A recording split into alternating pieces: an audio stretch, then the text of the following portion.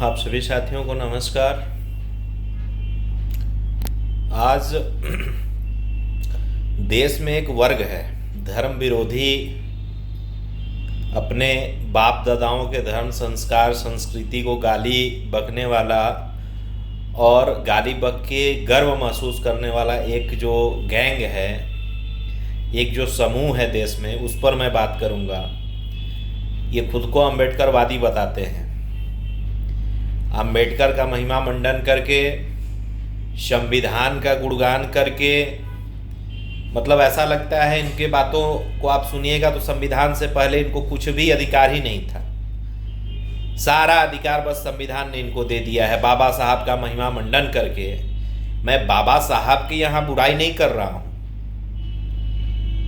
ना ही कोई उनके योगदान पर प्रश्न चिन्ह खड़ा कर रहा हूँ, लेकिन अगर एक व्यक्ति विशेष का महिमा मंडन करके नाम लेके उनके आड़ में अगर ये गैंग अगर हमारे देवी देवताओं को गाली बकेगी, हमारे सनातन धर्म को गाली बकेगी, तो फिर उस व्यक्ति विशेष पे भी बात करना जरूरी हो जाता है ना, कि उस आखिर व्यक्ति का अकेले क्या ऐसा योगदान था, क्या भूमिका था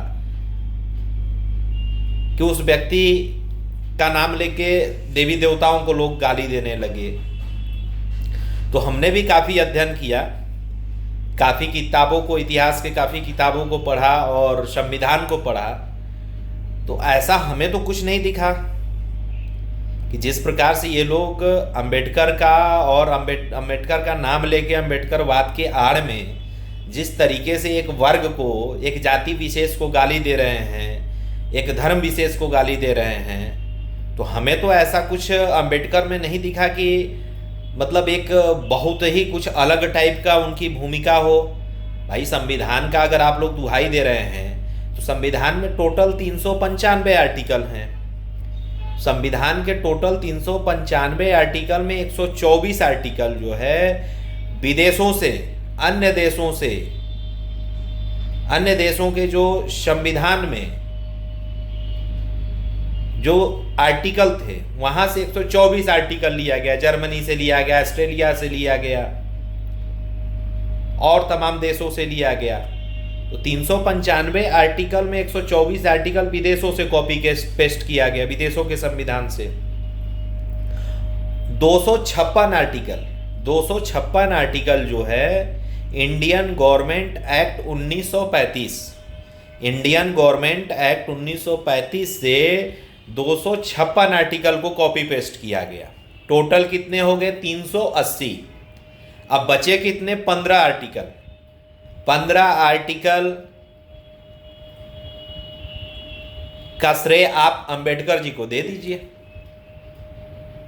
लेकिन फिर उस पर बहस होगी ना, बात होगी। अगर आप बात करना चाह रहे हैं, बहस करवाना चाह रहे हैं, तो फिर बहस होगी ना कि 15 आर्टिकल जो लिखा गया देश में, तो सिर्फ अंबेडकर की उसमें क्यों योगदान और भूमिका को हम लोग बोलें कि उन्हीं का योगदान है। उसमें कई सारे पूरे देश के लोगों का एक समूह था, 299 प्लस सदस्य थे संविधान सभा के, जिसमें 15 महिलाएं भी थी और सभी लोग पढ़े लिखे थे, सबका भूमिका था, सबका योगदान था। एक अकेले व्यक्ति का आप लोग कैसे महिमा मंडन कर देते हैं कि उन्हीं के वजह से सब हुआ? हमें तो कुछ ऐसा नहीं दिखता। अब बात आती है कि नहीं, संविधान के वजह से आपको विशेष आरक्षण मिला होगा, इस वजह से गुणगान कर रहे हो।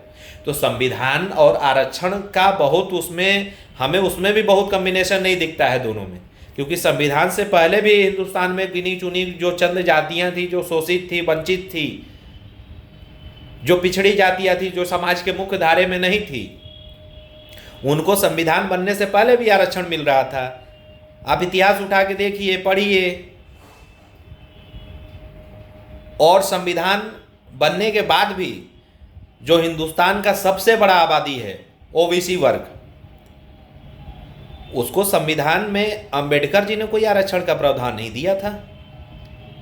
ये तो बीपी सिंह जब प्रधानमंत्री बने तब ओबीसी वर्ग को आरक्षण देने का काम किया।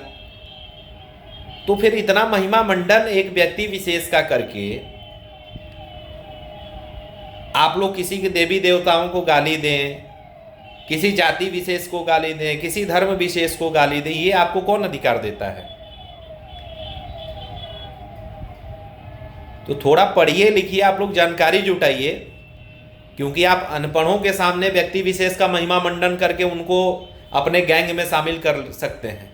जो पढ़ा लिखा वर्ग है, जो प्रबुद्ध वर्ग है, वो आपके बातों में आने से पहले उस पर अध्ययन करेगा तो इतना महिमा मंडन तो उसमें इतिहास में कुछ मिल नहीं रहा है ऐसा कुछ। क्योंकि अगर इस पे बात होगी तो बहुत लंबी लंबी बात होगी, कौन अंग्रेजों के लिए काम कर रहा था, कौन क्या कर रहा था, कौन जीवन भर अंग्रेजों की लड़ाई लड़ा, कौन देश के जो क्रांतिकारी थे उनके खिलाफत किया, विभिन्न आंदोलनों का, उस पर लंबा बहस होगी। इसलिए आप अगर दूसरों पर कीचड़ उछालेंगे तो आप पे भी छींटा आएगा। और छींटा की बात नहीं है, फिर आपके अगर लोग वास्तविकता जानने लगे ना तो फिर आपको ज़्यादा नुकसान हो जाएगा। इसलिए किसी जाति विशेष और धर्म विशेष को गाली देने से पहले खुद के गिरेबान में झांकिए, और किसी व्यक्ति का महिमा मंडन करके आप किसी के सम्मान को ठेस नहीं पहुंचा सकते हैं। आप धर्म परिवर्तन कर रहे हैं, क्या कर रहे हैं, उससे क्या मतलब है? हम लोगों को कोई मतलब नहीं। आपको जो धर्म स्वीकार करना है, जैसे जीना है, आपकी जिंदगी है। सबको यहाँ समान अधिकार मिला हुआ है, स्वतंत्रता का अधिकार मिला हुआ है। आप जिसको जो जिसमें आप अपना स्वतंत्रता महसूस करते हैं, अपने को स्वतंत्र महसूस करते हैं, उसको कीजिए। लेकिन ऐसा थोड़ी कि हम वो धर्म बदल रहे हैं तो एक धर्म को गाली देंगे, ये तो कोई नहीं करता। हिंदुस्तान में इस्लाम वाले जो हैं मुसलमान, वो हिंदू को और क्रिश्चियन को गाली नहीं देते, जो क्रिश्चियन है वो दूसरे को गाली नहीं बकते। लेकिन आप लोग ये कौन सा प्रोपेगेंडा, भगवान बुद्ध के जो बौद्ध धर्म के जो बौद्धिस्ट हैं वो तो कभी ऐसा नहीं करते थे। लेकिन आप जो बौद्ध धर्म में जो 22 प्रतिज्ञा वाले अम्बेडकरवादी जो आप लोग घुस गए हैं, ये तो एक नया कल्चर ला दिए हैं कि अपने सब लोग तो अपने धर्म की विशेषता बताते हैं, आप लोग दूसरे धर्म को सिर्फ गाली देते हैं। तो खुद में सुधार कीजिए, देखिए। और एक व्यक्ति विशेष का महिमा मंडन इस तरह करेंगे ना, फिर उस पर चर्चा होने लगेगी। तो चर्चा होगी तो फिर चर्चा लंबी होगी। खुद में सुधार कीजिए। धन्यवाद।